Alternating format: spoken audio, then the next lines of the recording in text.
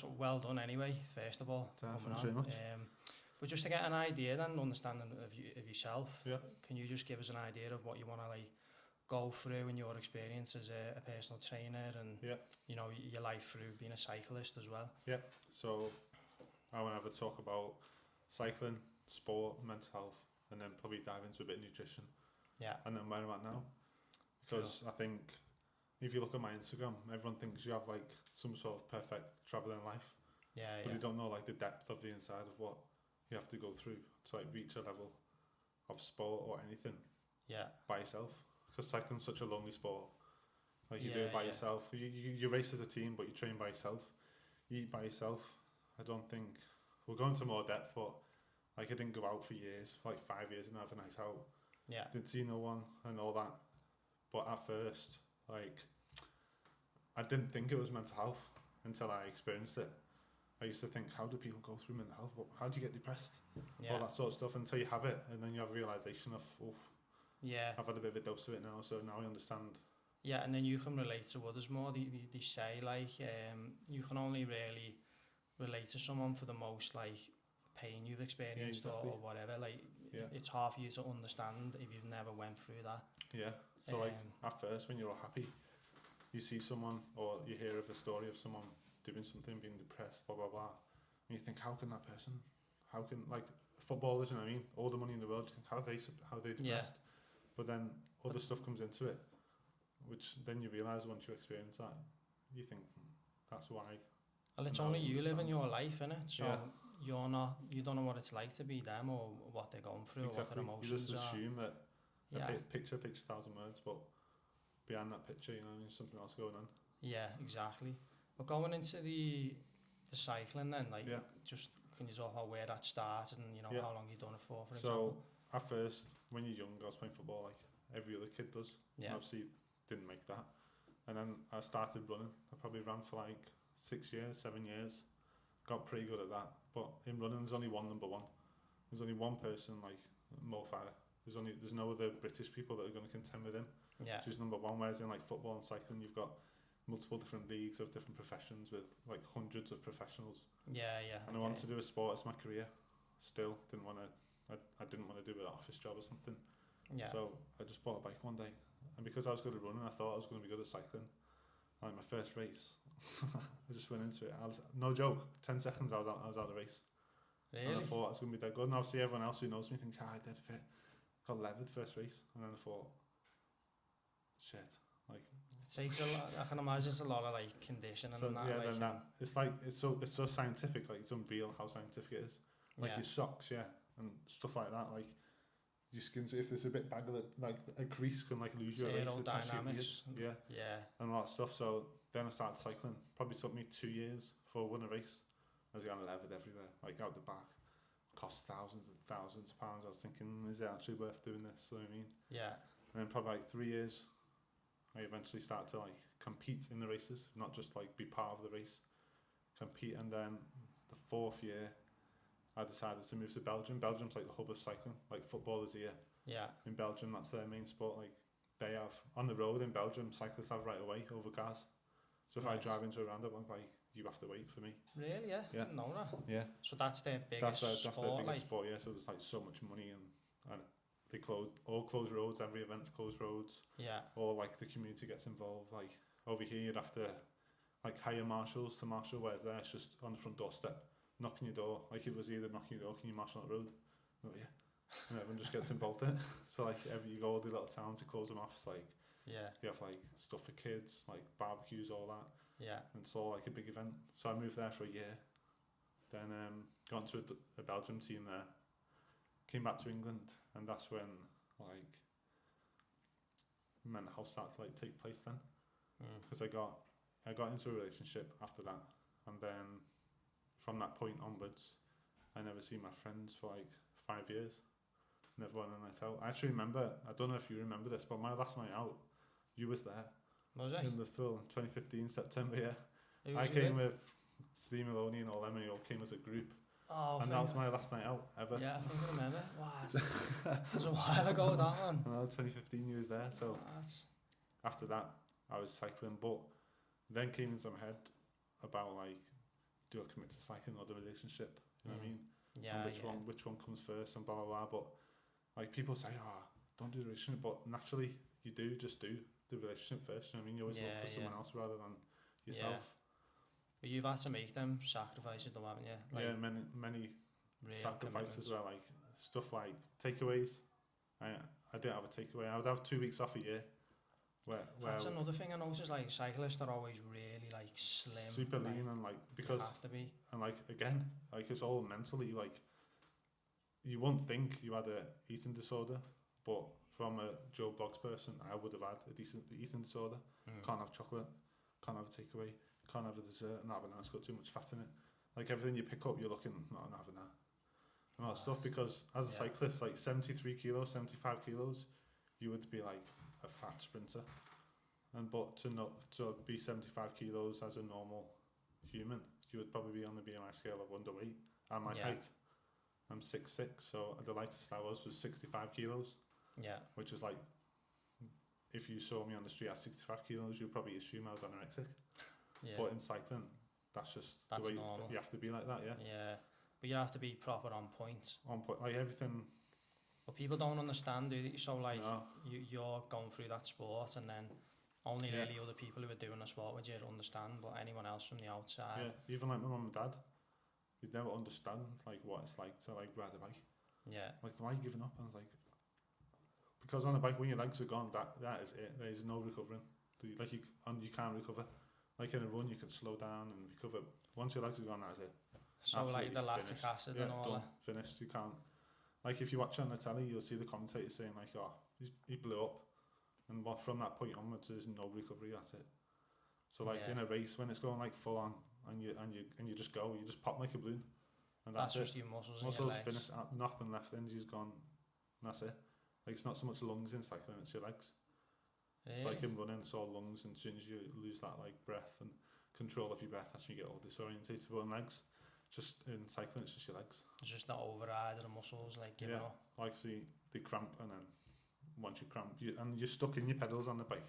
Yeah. So you can't move your foot out. You're in that position for hours and hours.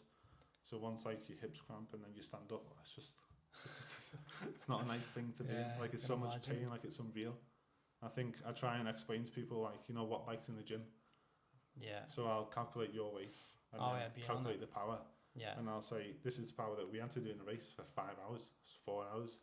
So I'll give that to them, and no one can do it for a minute.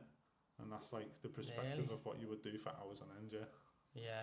I think people underestimate the fitness levels. Yeah, because on the TV, you can't, like Formula 1, it doesn't look like they're going 200 mile an hour.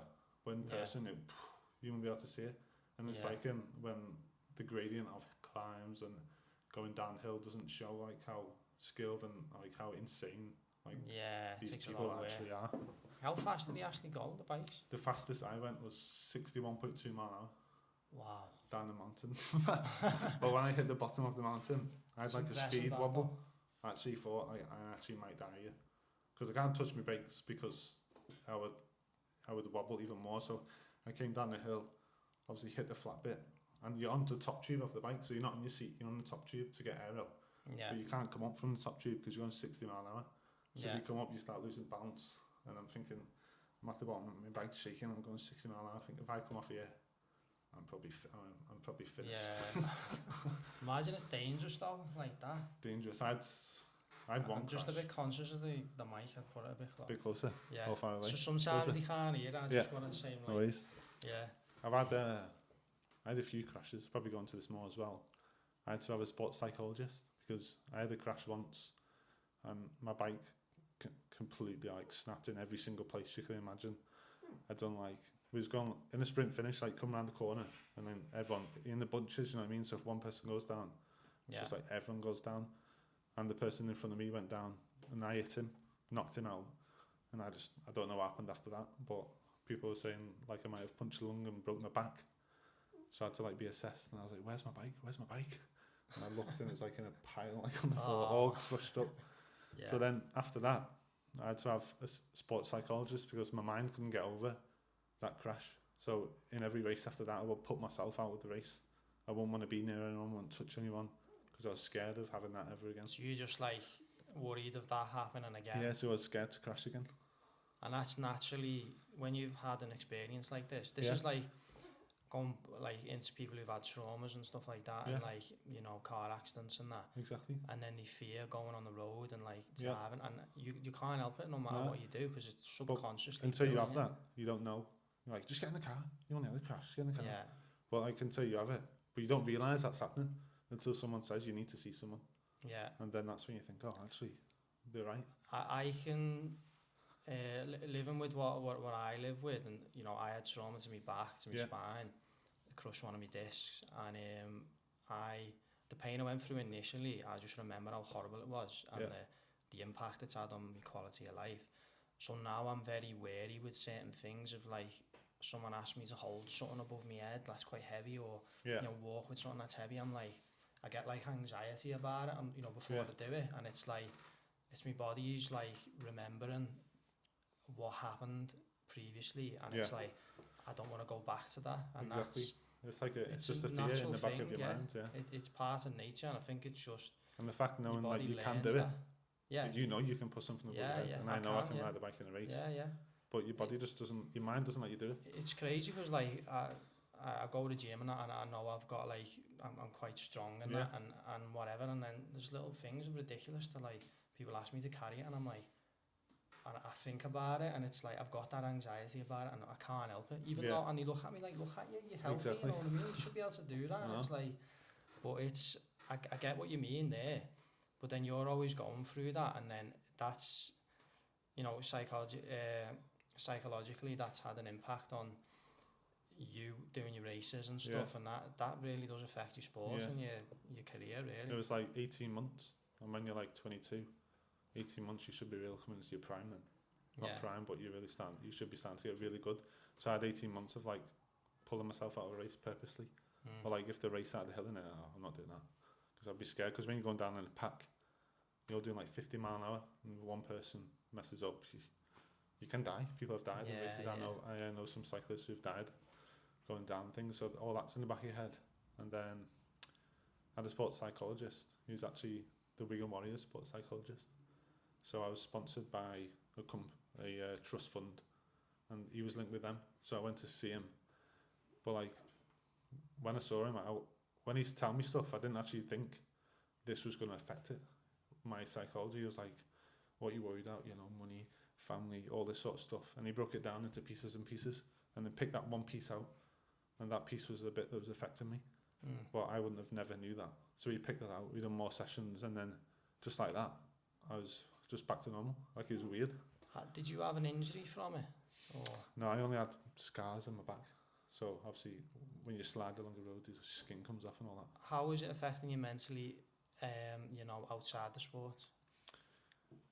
Not so much outside that, but every time I got on the bike, which was every day, because that was my life, my training, you know what I mean? I would think, oh, I don't want to do that, or I'd be cautious going around the corner, whereas normally you just fly around it with confidence, but because of that crash, that specific one, I've had other ones where you just get up and brush them off, but that one was that severe that it affected me mentally, like, for a long time, you know, pushing like 2 years before I got back to just being in the race and enjoying it.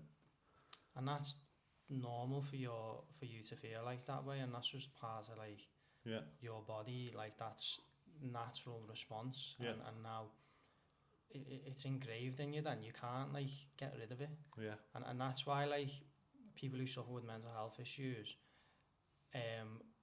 trauma they've had from upbringing or anything that, you know, big events in their life affects them mentally. Like the studies they do on it, literally like changes your brain and everything in certain ways, and it's like you know, where people look at these like, oh no, you should be fine, like I feel fine, you know, be okay, and you're like, well, it literally changes things in your body. Because all someone can say to you is, it'll be alright.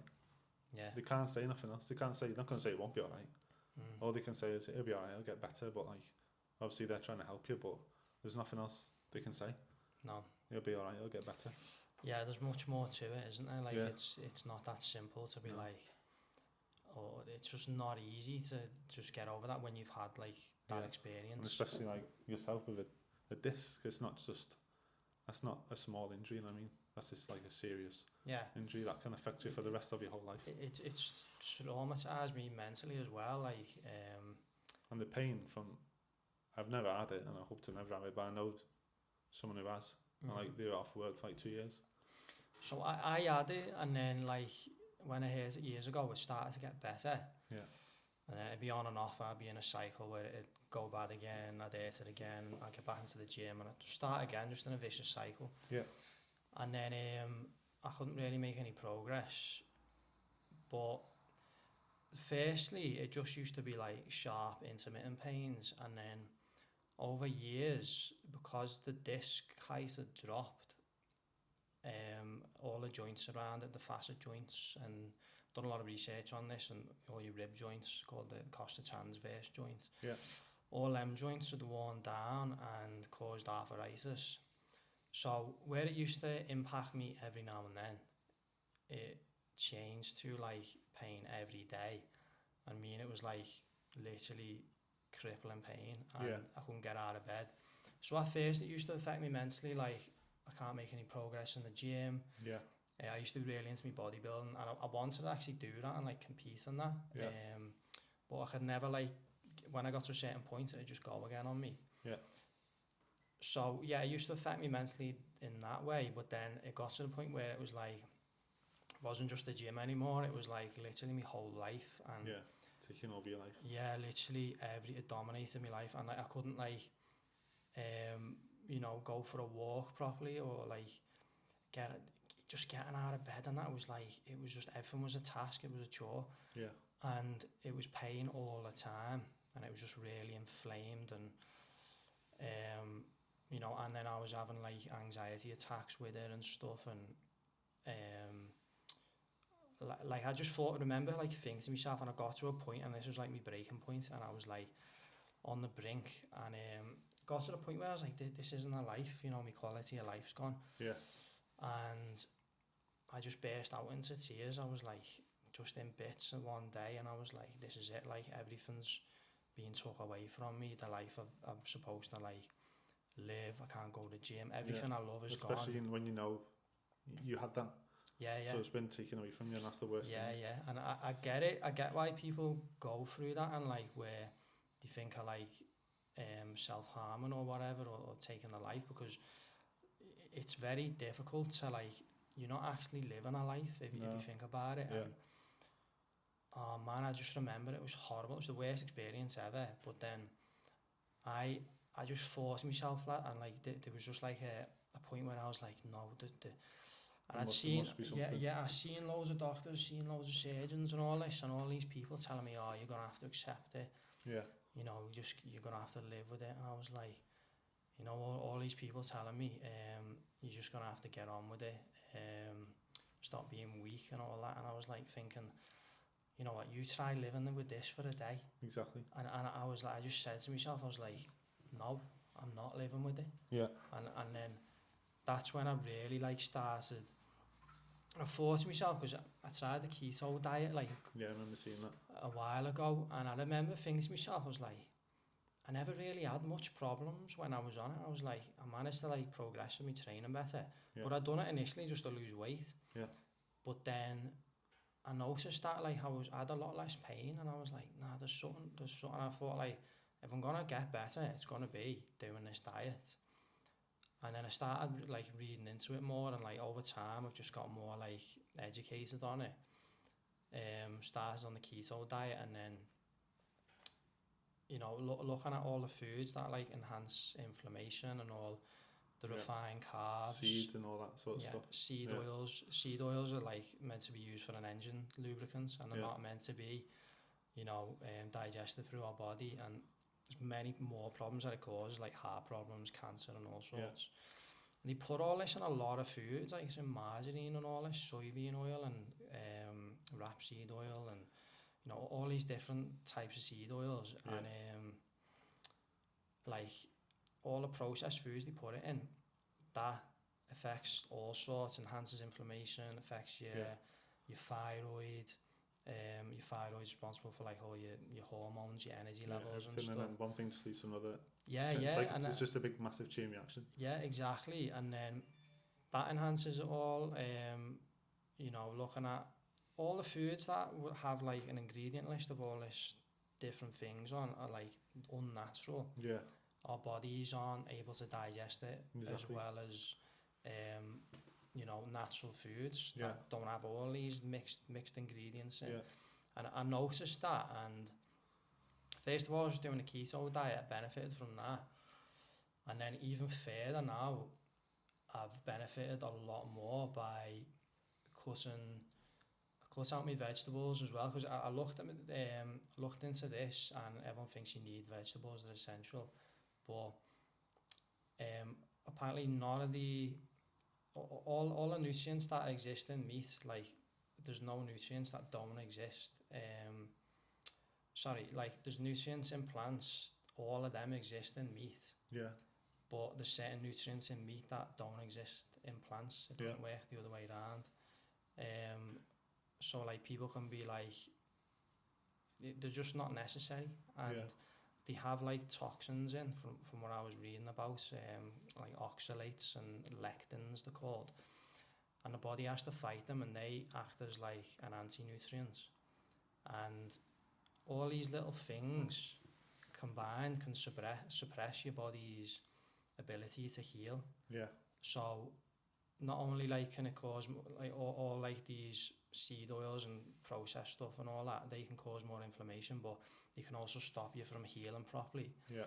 And the key thing I've read about ketosis, so when you're in ketosis, it just going into like the science behind it, but there's a certain protein that you have in your body called protein kinase A, and this like regulates all and keeps all your stem cells like switched off. So we have loads of like millions of stem cells ready for when we have an injury or when we need to heal as like backups. Even when you're like bodybuilding, you tear your muscles and then stem cells go there to regrow, and that's how you build muscle mass and everything. But being in ketosis, the key thing, and this is like the most important thing for how it works and how it heals, is it reduces that protein that keeps the stem cells switched off. So your body is able to activate more stem cells and start repairing things that wouldn't they wouldn't repair normally, like on their own. Yeah. And that's why like when people fast, they go into ketosis, and that's why there's so many benefits to fasting and how it heals and that. I'm reading the book now. Well, I've just finished it, called Dry Fasting. Yeah. And he talks about like the studies done in Russia and like the science behind it. And after like the 5th day of dry fasting, all your stem cells like massively increase. You go into like a deep state of ketosis. People do it for all like cancer and stuff like that, and like killing tumours and all sorts. Yeah. And they do it for like, he's saying the best like period if you've got a serious illness is like 11 days. I haven't tried it, but it's something I'm thinking of doing, but I can just imagine it'd be very difficult, you know what I mean? Yeah. But to begin with, apparently you lose your hunger after the first day.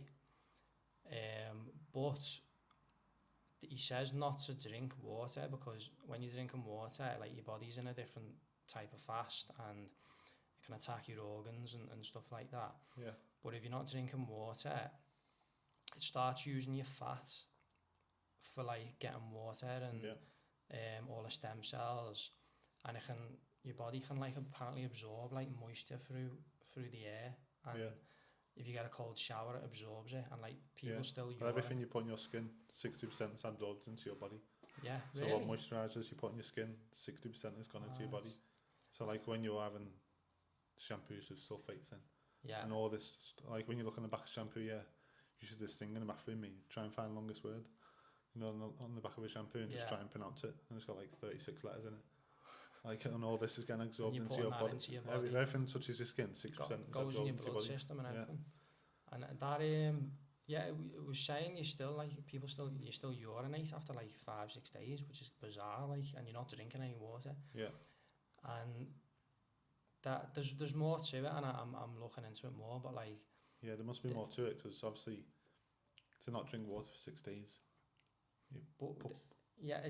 exactly. You're pushing your limits, like. Yeah, exactly. And you think, oh no, we can't do that. But when in nature, like the hunter-gatherers and that, we go like, probably like 2 weeks sometimes without food and it's that. Obviously because now we're used to drinking that.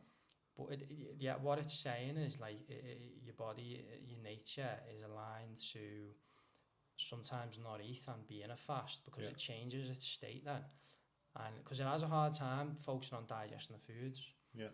But when it's not digesting foods, it can focus on fixing other things and repair. You like turning the dial up of like healing. Yeah. Like a bit of housekeeping, just fixing different things and that. Yeah. People who've had arthritis and that do it, and then like all the inflammation's gone. Yeah.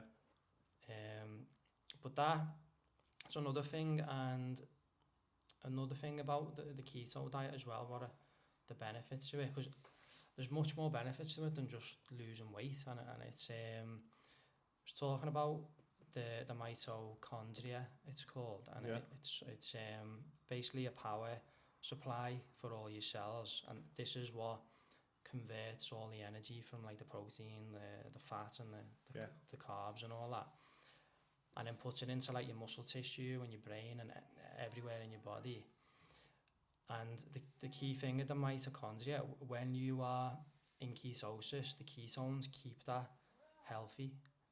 So that's like another like really important thing of how it actually works. Yeah. But I'm saying all this because like people think that's real deep. Yeah, I'm saying all this because then it's showing you like the actual science behind it and how it works. Yeah, because obviously most people just go. The reason why people can't sustain something is because they go, like, most of my clients will go from having McDonald's and takeaways to chicken and rice. And like, it's just not going to happen. Your body, you're not going to go from having all this stuff to one day having chicken and lettuce for your tea when they're having a big fat meal. Yeah. Like, you have to slowly, and that's why a load of people, let's say the January, everyone's like, right, I'm going to start my diet. Just last week, they're having chocolates, Sunday roast, desserts, and then January the 1st, they go, no more of that. Going to have chicken and rice and porridge from breakfast, and that's it. And your body cannot go from having all that stuff to instantly having nothing. Well, that's why people fail this diet phase. Like, personally, I don't call things a diet. It's a lifestyle change. Like, you've changed your lifestyle to fit you, where exactly, you can't go to the gym or whatever and just go, I'm going to have chicken and rice, because you can't sustain chicken and rice for your whole life. No, you can't. You can't. You've got to change your lifestyle and make small factors change. You know, fizzy drinks for water. You know, you can have your takeaways, but don't have them every day. And don't make these dramatic changes. What people go, right, time to get fit, time to eat healthy. And that's why people don't sustain it, because it's too much of the change instantly. So your body just can't sustain that change. Yeah, well, I've like adapted now just to eating this food, and just to give you an idea, like I eat a lot of red meat and a lot of fish. I still have quite a lot of dairy and shellfish, but it's quite simple, my diet. I just avoid all the other stuff, the stuff that's man-made, and the processed stuff is ridiculous. Because I stay away from that, I've noticed so many benefits, like and even looking into it more, like it keeps your skin healthy, and like it's anti-aging and all sorts. Take away the science, just all the you know, simple benefits of stuff like processed food. I can't get my head round. What I can't get my head round is how someone goes to McDonald's and thinks it's nice. And then they feel like, I generally don't understand. But they feel like shit after it. Half an hour when you've had your big whatever, it's got all these ridiculous chemicals, and when you've had the big hit, it's amazing. After that, you think, Yeah, McDonald's have stuff called phthalates, they're called, and it's like plastic basically. It's the worst. It's linked with all like cancer, autism. That is definitely the worst place you can eat. Yeah. The worst by far. But then people like a burger for 79p. People like, why do I feel like shit all the time? I was like, well, no fucking wonder. Like, you put shit in your body. You put shit, and it's not rocket science. Like your metabolism, metabolic health is like the sole root of everything. So your body digests food from there, and then the nutrients become you. They become your cells. So everyone else that have like all these secondary problems, most of the time it's come from like the root cause, which is metabolic health. Yeah. And I was speaking to a woman yesterday in the gym, and she was talking about, she went on the keto diet, reduced all the carbs and everything. Yeah. And she was saying she suffered for years, like with the doctors, and she'd been to doctors for years about it, and like, you know, getting rashes on her skin and his skin was attacking itself and all sorts, and they could never fix it. And they'd always give her different medications, and she always felt like shit off them. And then she was saying, like, she went on a keto, and it like went within a couple of weeks, all the rashes on it. She lost weight in that, but then she was like, the main thing is like, this is gone. And it's like, it's crazy how your diet, but this is the thing I was looking at as well, more into it, and it's like, it's more human appropriate. It shouldn't be called the keto diet or whatever. It's like, or people who go on carnivore diet, it shouldn't be called that. It should be called like the human appropriate diet, because that's naturally what we ate. Yeah. Our ancestors ate, and it's like, so we've just evolved to eating everything else. Yeah, well, we've only been eating this stuff the past like 200 years or 100 years, so like, you know, all this mixed stuff. But then for millions of years we've ate, you know, meat and natural foods, like in season and that. We'll eat like fruits and berries and stuff like that. All these foods that didn't have ingredients and all stuff, and then it's like, our bodies are adapted to that, so that's a more like human appropriate, you know, species diet. So of course our body's gonna recover better off it, because it knows how to. It's done it for millions of years. But if you're confusing it with all these chemicals and all sorts, mad chemicals though, like, I know the McDonald's chips, their fields have to be a certain range away from everything else, because the amount of chemicals that they throw on the potatoes.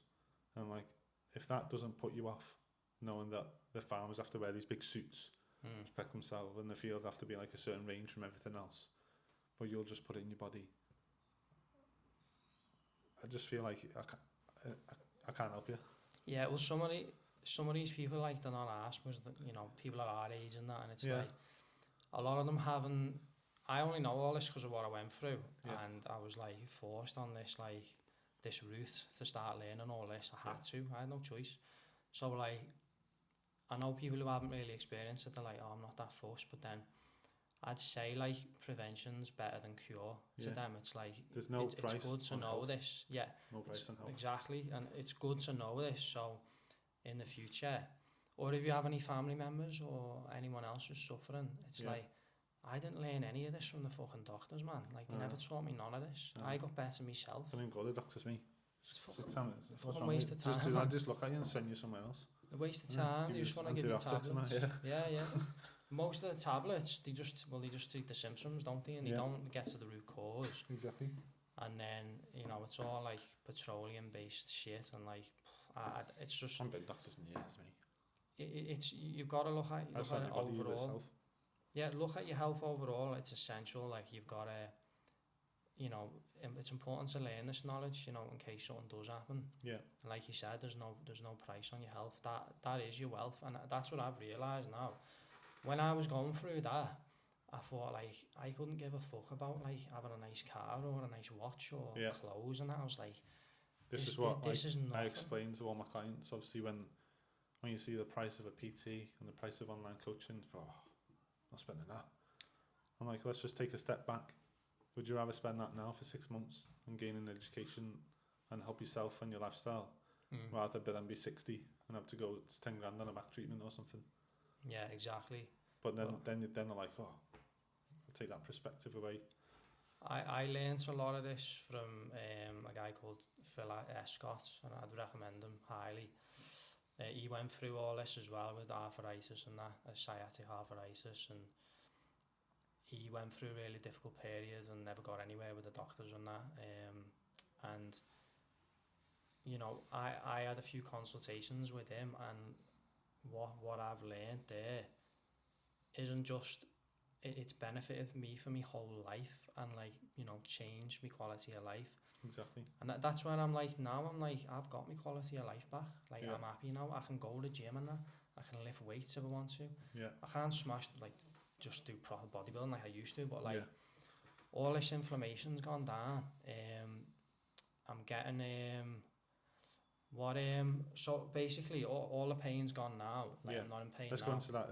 Sometimes I get like, it's just a nerve problem I have now. So because the disc height has dropped, the gap that like the nerve sits through is much narrower. So whenever I make a certain twist, like if I move a certain way or like lean over, sometimes you can like catch that and nip that. So it's like a sharp, intermittent stabbing pain.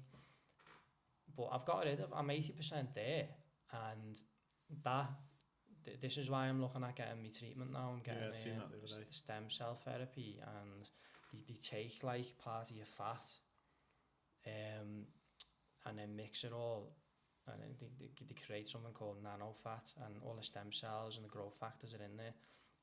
You can inject that into the disc, but it's quite a big like thing to do really. But the highly skilled individuals who are doing it, they use X-ray guidance, but it's like literally millimeters away from your spinal cord, so you know they've got to be very careful what they're doing. I mean, I've done that much research on this now, lad. Like it's ridiculous. Like the surgeon was going to me, he's like, you should become a spinal surgeon, because like I have that much knowledge on it. And he was saying to me, he's like, you know, even doctors don't know all this you're talking about, and like some spinal surgeons don't know this. And I've like self-taught myself everything and learned, you know, even like how to read MRI scans and all sorts. And I pointed out a few things that I noticed that was wrong with it and whatever. And he's like, yeah, you're right. Yeah. But it's like, yeah, I don't have a degree in that and whatever, or like a master's in that, but it's like all the stuff I've spent, like, it must be like 3,000 hours worth of like research on it all. So, you know, it's all in here. I don't need a fucking piece of paper. And the same with the nutrition side. Like, I've learned all that myself. Like, I've not, like, I've done a bit of it in sports science and that when I was in college, but like, that's on a real basic. Very basic. Like, I've learned so much more now through, but it's life experience as well. It's like I've lived through this. I've tried different diets and I know which ones work for me.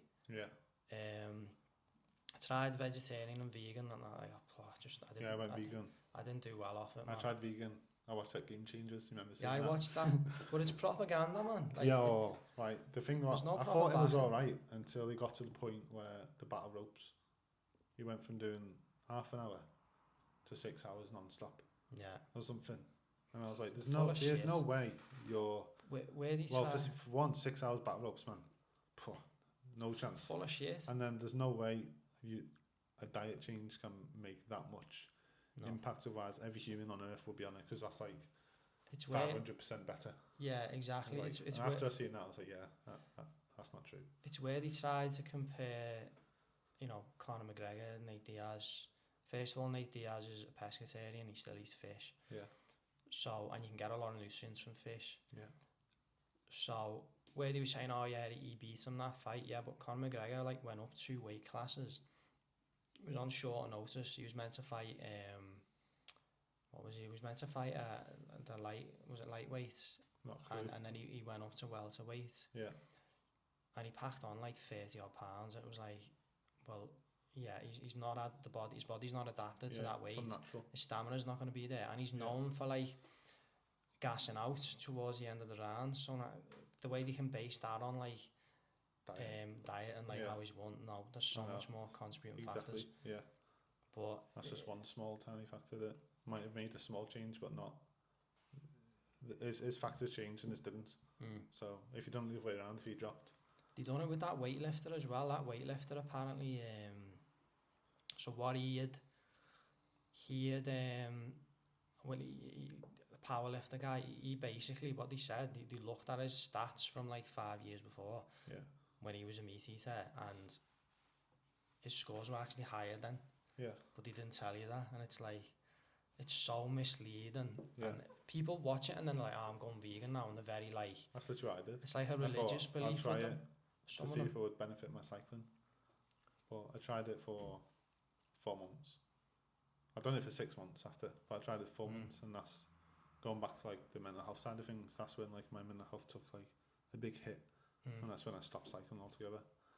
Because so after like 8 years of cycling or whatever, we came into lockdown, and I was living abroad at that point in Spain, training, living a happy life, in a nice relationship, and then we came into lockdown. My relationship ended. You go from living with people to living with yourself in the bedroom. Yeah. You have no teammates. You can't train because there's no races. You can't train to peak because you don't know when the races are going to be. Yeah, you're socially isolated. Isolated by yourself. So that's when my mental health went downhill bad. Like, stopped cycling in an instant. It wasn't just like, I think I might stop this year. It was just instantly, no, I don't want to do bike anymore.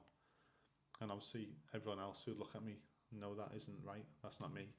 And I'd be sat in my bedroom looking at the ceiling, not eating. Like, I love food. I eat all the time. I wouldn't eat. I wasn't doing no exercise, and I've done exercise for my whole life every single day. One exercise, not eating, looking at the ceiling, didn't go out, didn't speak to no one. Just like, you suffer by yourself. Yeah. Because you don't know what to do. And that was like... when did you try the vegan diet then? Tried it end of 2019, going into like the 2020 season. Right. But I think that was when I tried it actually. But maybe dead weak and that, and like my legs were like jelly all the time. Yeah. And now I know why, because there's so much like, I ended up getting up to go to the toilet and fainting. That's how bad it was. Yeah. And like, I've realised, since I've looked into it, now I know why, because it's very difficult. I'm not saying you can't do it, but it's very difficult to have all the preparation and get everything and get all your nutrients. Yeah. But where I was saying, like, there's certain nutrients that don't exist in plants that are in meat, like B12 for example, and creatine.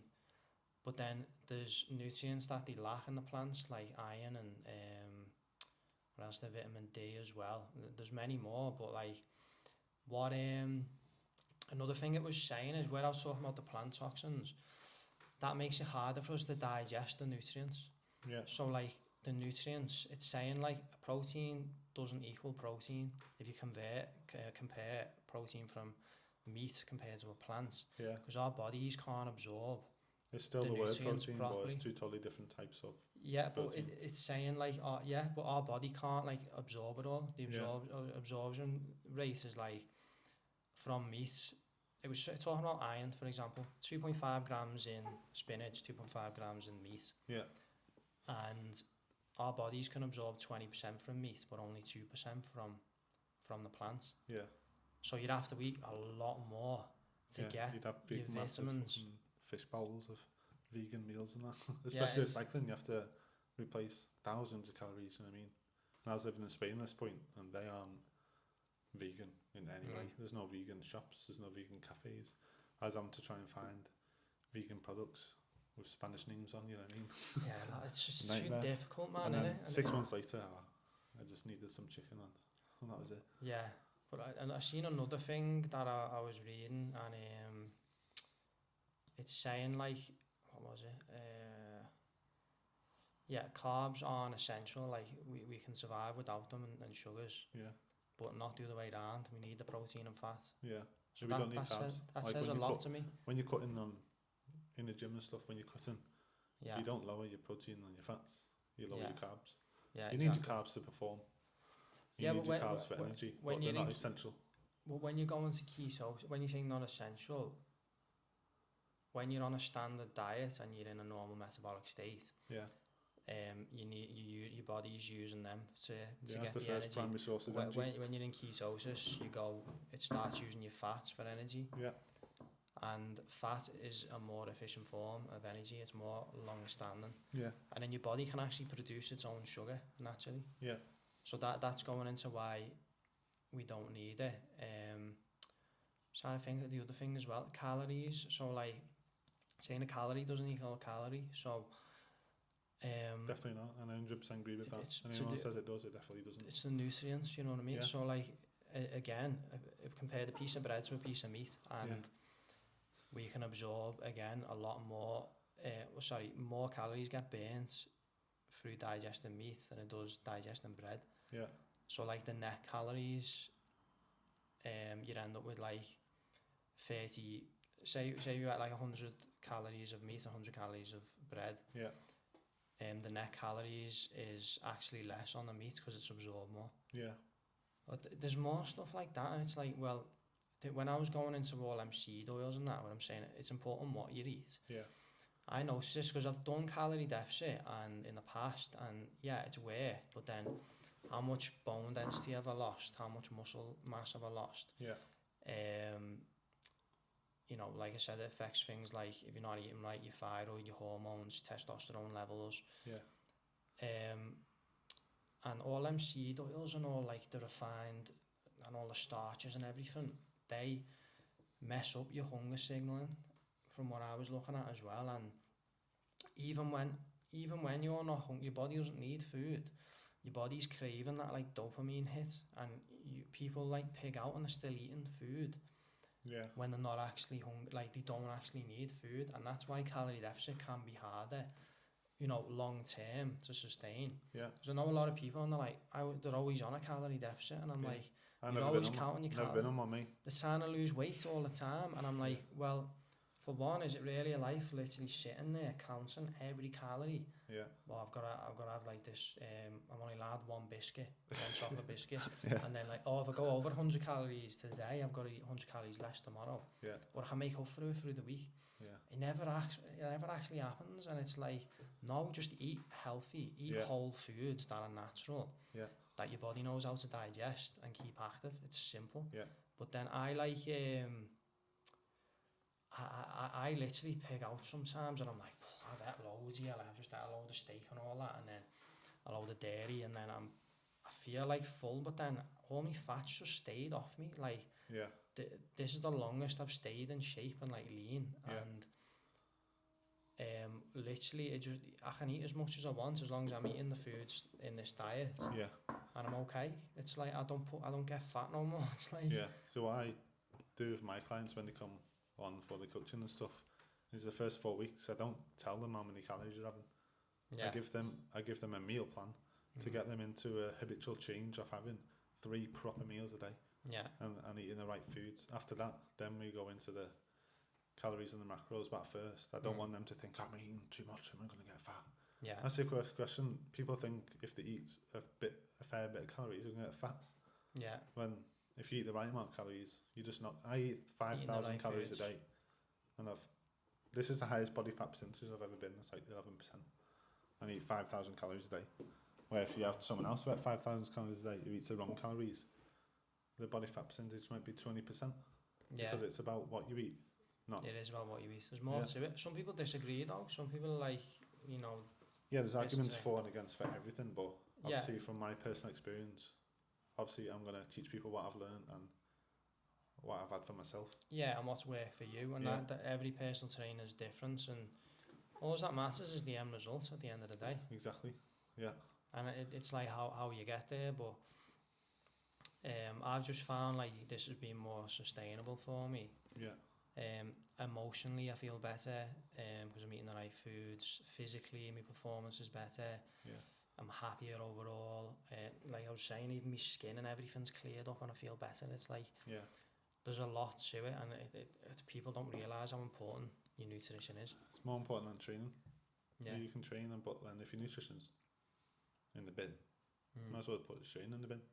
Because you'll get to a certain point, but after that point, unless your nutrition, and there's all of sleep, stress, hormones. If your hormones aren't level, you're not going to be optimising your training and all this sort of stuff. Like women are like a good example because they're going the menstrual cycle, and throughout that depends what they're going to train. Because as the hormones take over and the menstrual cycle starts, then strength training and endurance switches around a bit. Because at one point they're going to be stronger, and then towards the end they're going to be weaker. Blah blah blah. So if I'm putting some super strength training on the menstrual cycle at the end, it's not going to be optimising for them. And it's the same with like your diet. If you're not optimising your diet, you're not going to be optimising your training. Yeah, so then your results don't optimise, and then you see nothing, and you think, I'm not doing that anymore. Yeah. And then you're just back to square one. You know what's mad? Like since I've been on this diet, I hardly fart or burp no more. It's like, honestly, I used to fart all the time, and now I'm like, fucking, literally, it never happens. I'm like, well, it's because my digestion's right, and everything's working in order. Gut health. It's gut health, exactly. But then the main objection to keto diet, people say, oh, what's your cholesterol like, or whatever, or they say you lack of vitamin C, but you can get vitamin C in that from like organ meat, like your liver and stuff like that. But where they say about the cholesterol, apparently there's a lot more to it, and it's misunderstood. Yeah. I try and recommend a doctor called Philip Avadia, and he's a heart surgeon. He's written a book basically saying about, it says stay off my operating table, and it's all about nutrition. Yeah. He recommends meat and all that, and he talks about like how the meat's blamed for all the other problems, from like the seed oils and all the other processed shite. And he says like tradition, I'll try and explain this, I'm not an expert on it, but like he's saying that like they say they've got good cholesterol and bad cholesterol. You've got LDL, which is the bad, and the HDL, which is good. Yeah. And people who have high LDL, they say has bad like heart problems and that. But apparently there's a lot more to it, and it's basically, he's going into like it's metabolic health. That's the most important thing. And all the studies are done on people who are like on a standard Western diet. So where the people on ketosis, they have higher LDL. Apparently the LDL is like an essential, we need cholesterol is what he's saying. Yeah, it's like the backbone for our hormones and that. Yeah.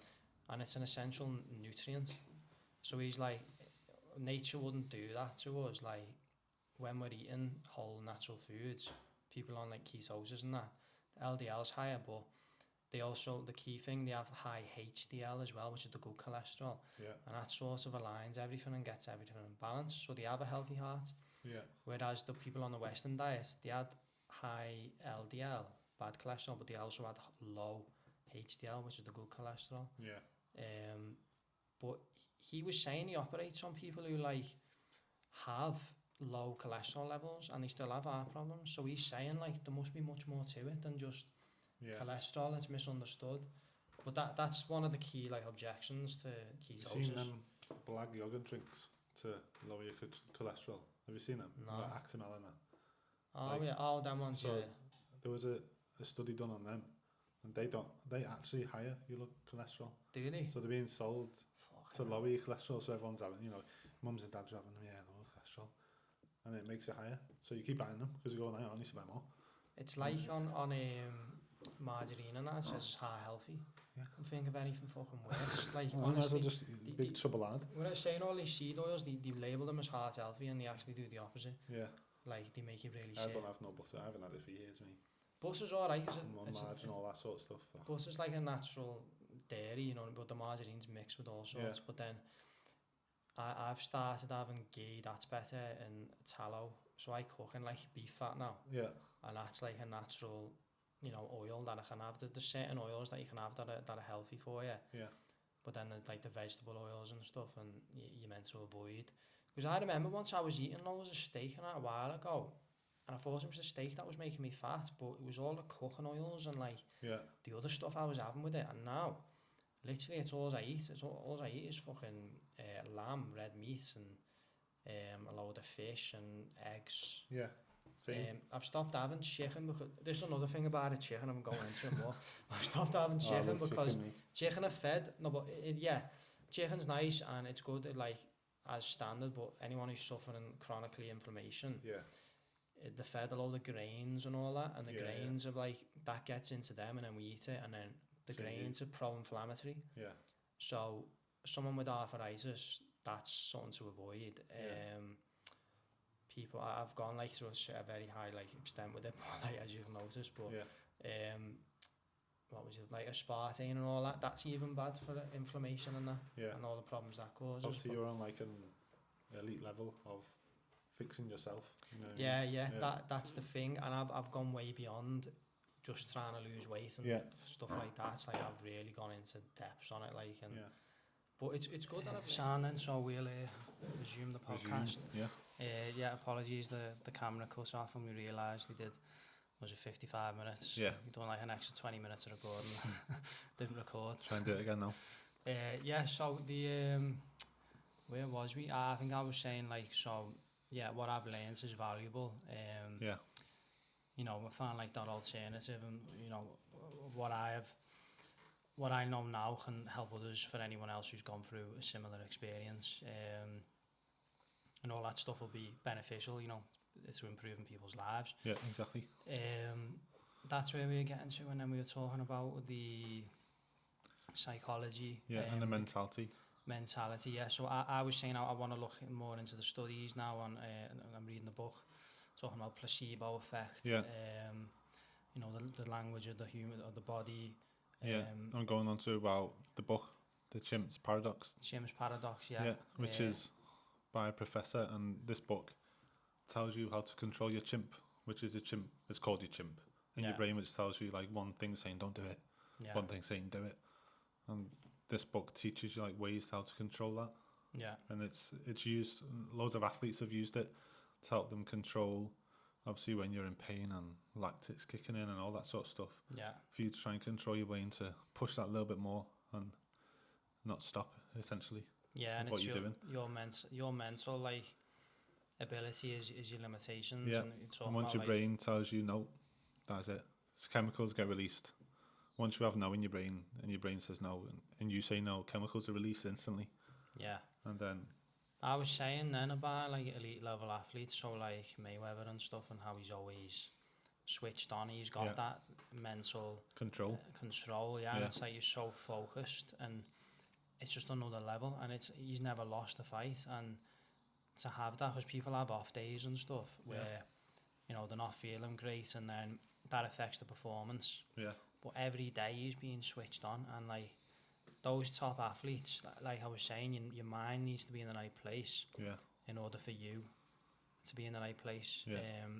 Even if you start like doubting yourself and that, and you're having like them things in your mind, that's when you start making more mistakes. You play havoc on your performance or whatever you're doing. It doesn't even have to be an athlete. If you doubt yourself in the gym, if you go, I can't lift that, you're never going to lift it. Yeah. If you change that mindset and go, I'm going to give this a go, then that instantly changes how you're going to work. And you were talking about that guy who's in the gym, the 55-year-old. Oh yeah, so today I met a 55-year-old in the gym. I've seen him for ages in the gym, absolutely shredded, like incredible shape, and he's going to compete in like a physique, and he's 55 and there's no category for him, so he has to compete with 35-year-olds. And he was saying to me, we're talking and blah blah blah, and he was saying if he doesn't come in the top 4 he's going to quit. And I was like, why? And he's like, because I haven't won. And I was like, how about we switch your mindset around? You're 55, you're competing against 35-year-olds. There's no pressure on you. All the pressure's on them to beat you. They don't want to be getting beaten by a 55-year-old man. Yeah, when they're 35 in the prime. It's like compare yourself to another 55-year-old, you know what I mean? And he was like, mentality. Instantly he was like, oh. He started like smiling and laughing. He's like, I'm actually going to use that now. He said, I'm not under any pressure. And he's like, he's 5 weeks out. And all this, like, obviously his pressures will be coming on him now. Yeah. But for him to like see that other aspect of it, that essentially he's not under any pressure. His first time doing it, he's 55 and he's going against like pro bodybuilders and stuff. Yeah. He's under no pressure at all. And like that simple switch of mindset, like you see his face like light up because he doesn't think like that, because he's in this zone. Yeah. Zone of like, I've got to win, I've got to be the best. But I was saying we were going into about like gratitude and that. Yeah. And you're thinking of, you're saying like some people like have it worse than others, and like be grateful for what you have. Like exactly. You've got a roof over your head. So you're physically active. You've got a car, for example. Generally in life, could be anything. Obviously, like that. If you see someone, social media is probably like the biggest thing. Yeah. All these fake things, and like he's 22, he's got a Lamborghini, he's a millionaire. It's like a competition, innit? Yeah. Well, like who's living the best life. Take a step back. Look at your own life. Do you have a car? Do you eat food every day? Do you choose? Can you choose what food you eat? Yeah. Do you go in the cupboard and have a choice? Do you have a roof over your head? Are you going to education? Do you have a job? Some people would only wish to have just 1% of that. Yeah. But you get too engrossed in, I need a G-Wagon. I need to have this top grand and that. You know what I mean? Yeah. Like my mindset's totally changed now, where I legit wear Boohoo Man, and it cost me £7. I used to be thinking, I need all these trainers and all this, but now I literally couldn't be bothered what anyone thinks of my clothes or my shoes or whatever. Yeah. As long as I'm comfy and I'm happy. But like I was saying then, it's all just external materialistic stuff. And exactly. Like that isn't going to make you happy. You're trying to please someone else, not pleasing yourself. But it's more about experience and, you know, the life you're creating, not the possessions you have. And I realised that when I got to that breaking point, that's really what got to me, and I was like, I just realised that all this other shit is worthless. What's the point? And exactly. I realised, no, this is my life is the most important thing, my quality of life and my health, and you know, the people I spend it with and the memories you make. But it's like you it takes something like that to learn that as well. I think. But when I was talking about like gratitude and that, when I spoke to a physiotherapist once, and she said to me that they done studies on people who, so they done like MRI scans on people's minds when they tell them to think of like 3 positive things in the day that they're grateful for, and over a course of a couple of months, literally the mind had changed, like the parts that creates the happy hormones and that had grown bigger, and it's like they've seen noticeable changes there. And and it's only 3 really small, simple things. It shifts your mentality and how you look at things. That your perspective on everything. If you're always looking to see the negative in something, you're always going to find it. Yeah, exactly. And that. But that's even there. Like again, going into the science behind it, like it's proven there, like it's visible that we can see it. Like it's actually there. That and people think, oh no, that's not going to make a difference. Well, we've got the evidence there. Like you know, the scans and that prove that. I'm just trying to think what else I was going with the placebo effect. We were talking about that and how you know the mind's connection, how like the language of how your body reacts to your mind and what you tell yourself in the day. You have physical reactions to your mind. If we take that to the gym, for example, like I take pre-workout, so do a lot of people, and even that probably isn't having an effect on me now, but the placebo effect is telling me it is. Yeah. So like my brain, if I don't take it, my brain tells me I can't push myself hard. Like I need that. Yeah, I need it. Obviously, it's not a good thing. In a way, it's not a good thing, but that's like what placebo can do. People talk about it like with healing and stuff as well, and you know, the pain threshold and stuff, and they do trials and everything where like people take certain drugs, and then they give people like drugs that don't have anything in, and they still get the same effects. Exactly, because the placebo's telling them, I've taken this, so I'm going to be better now. And that's another thing I was going into, Ice Hoffman. He does all like the ice baths and that. Yeah. And they've done so much on him where he's like, they've done studies on him where he's got like that much control of his emotions. Yeah. I was saying about like you've got like a pharmaceutical factory in your body, and any drug that you take can already, it's just something that's already in your body already, like it can release that.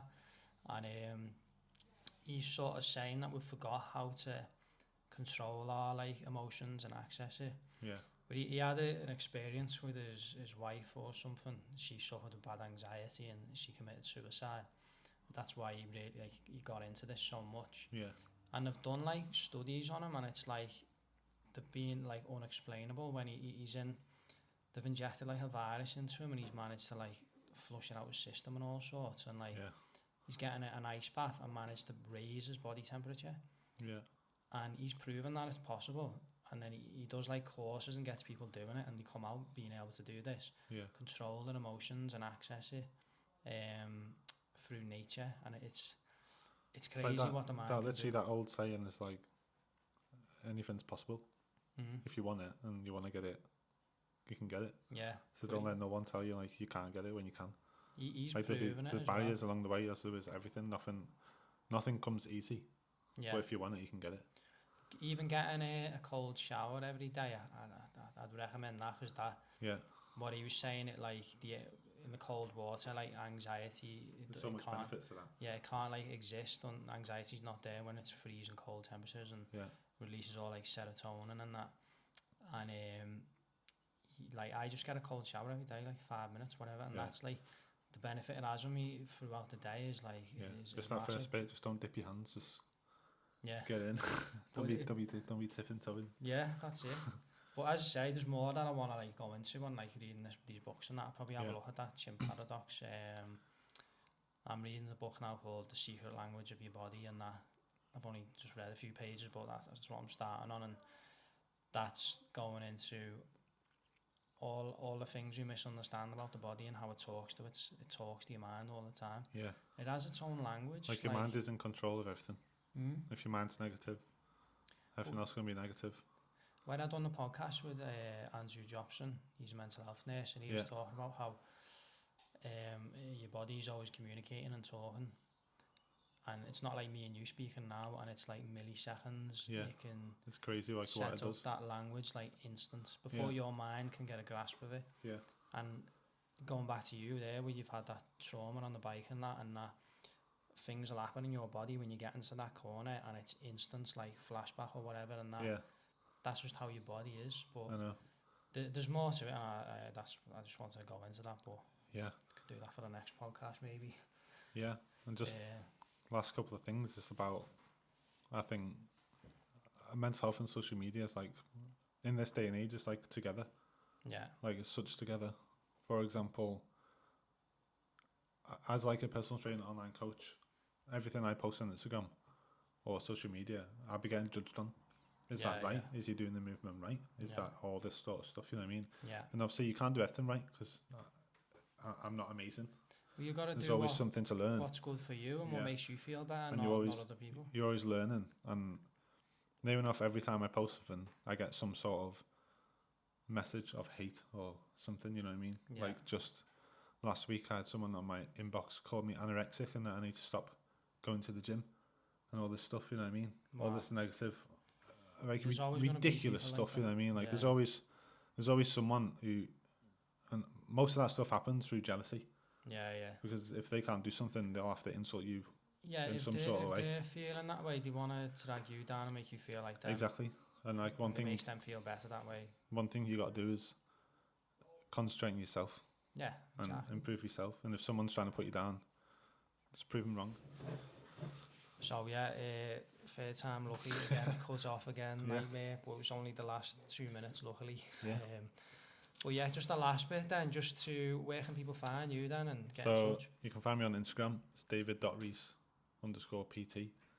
And from there you can message me, review content, and there's no price, there's no obligation. Everyone thinks that if you message it, you have to pay. You don't have to pay for nothing. Information's free.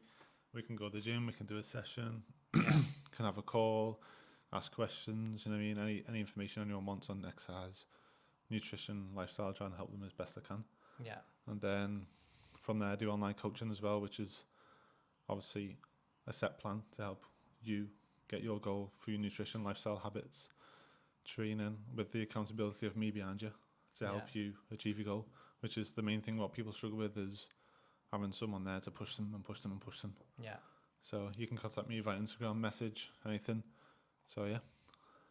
Sounds good anyway, man. Yeah. But yeah, appreciate your time coming on here. It's been great. Enjoy, first time for me. Like I said, it's quite difficult getting up here, so well done. Yeah, thanks a lot. You're putting yourself out there, so appreciate that. As well, just a last message to everyone, I'm still learning myself, you know, I'm not trying to get everything perfect, I'm not an expert, but I'm doing this as I go along on the journey, so yeah, I'm learning more myself, basically, is what I'm trying to say. But yeah, thanks for your time, thanks for watching. Appreciate that. Thanks for coming on. Cheers, man.